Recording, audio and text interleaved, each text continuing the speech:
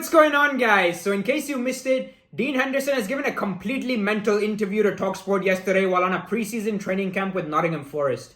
When I saw some of the quotes and sound bites doing the rounds, I thought his comments were almost certainly being taken out of context in order to generate controversy, but having listened to the 10-minute exchange with Faye Carruthers in its entirety, I have to say it was one of the most petulant, entitled, and borderline delusional takes I've ever heard coming out of a footballer's mouth in my entire life.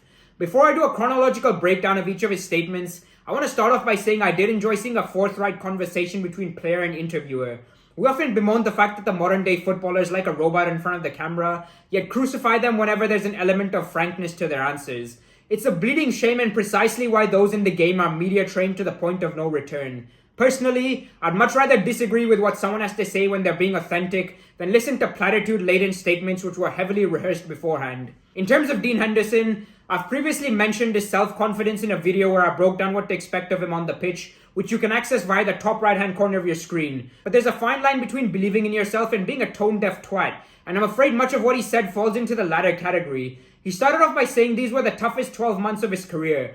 Can't really argue with that, to be fair. A year ago today, he looked like being Man United's number one and was pushing Jordan Pickford for a place in the England 11. Now he's surpassed the requirements at Old Trafford and can't even get into Southgate's squad, with the likes of Aaron Ramsdale taking his place on the bench. He then suggests he was promised a spot as a starter by Ole Gunnar Solskjaer. This is most certainly something the Norwegian deserves ridicule for, as Dino's not the first player to come out with a comment along these lines and just showcases how wishy-washy his man management was throughout his 4-year tenure at the club. That being said, it's incredibly naive on Henderson's part to assume he would be starting week in, week out regardless of what was said behind the scenes. Competition is the name of the game, and no one has a divine right to be in the 11, particularly in a cutthroat and pressure cooker situation like the one at Manchester United.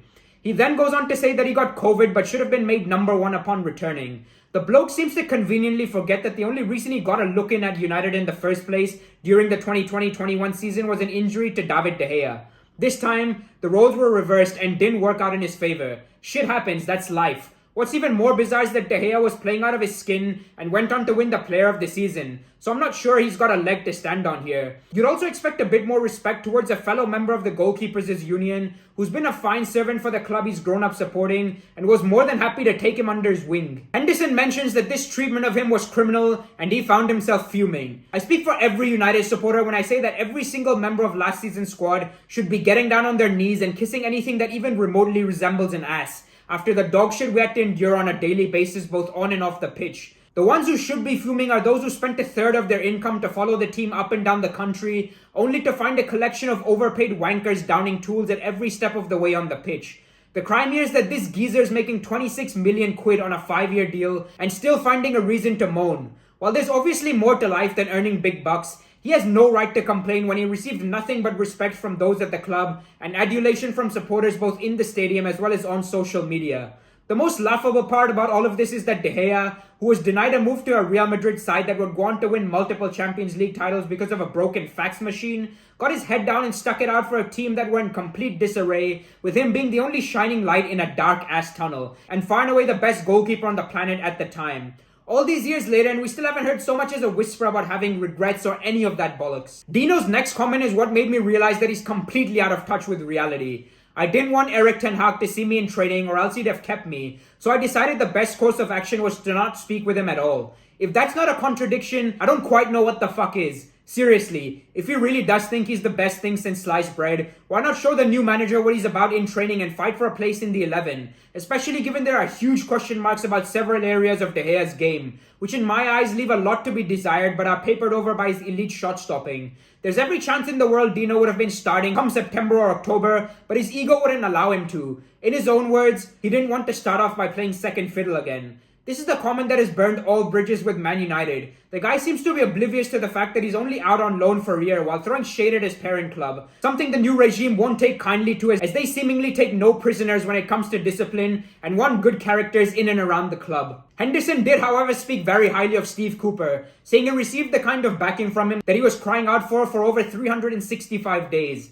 Some personalities need an arm around their shoulder, and fair play to Dino for openly admitting he falls into that category. This is precisely why I predict this move to be a success. However, it's also yet another swipe at his employers. What on earth did he expect? Man United were in disarray from top to bottom. Why would they indulge someone who's only had one good top flight season in their career to date when the entire empire is crumbling down? If Sir Alex were still around and a loanee came out with this, their locker would be emptied next morning and they'd be barred from ever stepping foot in Carrington again. Dino then decides to stick up for his mate Jesse Lingard, saying people stood in his way and stopped him from going out and playing football. As you're probably aware, I'm fully on board with what he's had to say here. United did Lingard dirty last season and were repaid with a bucket load of toxicity in return. That being said, there were leaks in United's dressing room with Lingard and Dino being the prime suspects. While Jesse's involvement was comically confirmed by Paul Scholes on live television, there's no concrete evidence to suggest Dino was involved. But as a betting man, I'd put money on him being the other culprit. If Forest supporters do end up seeing a story in the back pages next season claiming a source close to the club revealed something, you can bet your ass one of these two will be involved. After tearing Man United to shreds, Henderson moved on to England by informing the world he hasn't spoken to Southgate since leaving the squad 15 months ago, and that it would have been nice for someone to pick up the phone and give him a ring. Who exactly does this prick think he is? He's quite literally got one England cap to his name. Hardly fucking Gordon Banks or Peter Shilton, is it? It's not anyone's job in the English FA to check up on how he's getting on. Does he expect Gareth Southgate to take him out for a coffee every fortnight? Do me a fucking favour, man. Tell you what, I'd go as far as to say he won't be getting on the plane to Qatar even if he's the second coming of Lev Yashin now. Southgate's all about having positive influences on the fringes, and with Pickford the undisputed number one for the tournament, he'll only bring along those who won't upset the apple cart, which promptly rules Dino out. He mentions that he deserves to be in the squad. Ability-wise, absolutely, but he's achieved shit all in the game to walk into the fold. He's put himself under some unnecessary scrutiny and pressure for next year after talking the talk. It's soon going to be time to walk the walk, and we're going to see how he gets on. Henderson stopped using all forms of social media, so he won't be subject to abuse directed at him personally, but he can't escape the clutches of the media, who'll have him in their sights moving forward. Overall, while it's rather evident that we're dealing with a bit of a man-child here, all that matters now is how he gets on performance-wise, which I still expect to be top drawer. If even half the bravado he's shown publicly is truly how his mind works in private, then criticism will be like a water off a duck's back. His unwavering belief in the fact that he's well and truly the dog's bollocks could pay dividends, and he'll need every bit of it given what's to come. He ended things by saying, "I haven't given an interview in 2 years." Well, it probably would have been best if it stayed that way, as we'd all have avoided this shitstorm that's followed. He claims he's learned from mistakes in the past by not saying anything over the top to the media. Fuck me, if this is the version of him toning things down, then I shudder to think about what he's like with no filter on. I still wish him well, and as Forest supporters are well aware, want nothing but the best for their great club. Cheers for tuning in, guys. I know it's a bit of a long one here, but I wanted to ensure that's the case, as only about 30,000 people have listened to his actual interview, while millions have seen other people's takes on the subject matter at hand. It's a big problem in society where folk don't take the time out to do their own homework before jumping to conclusions, but I hope this provides everyone with the right level of detail.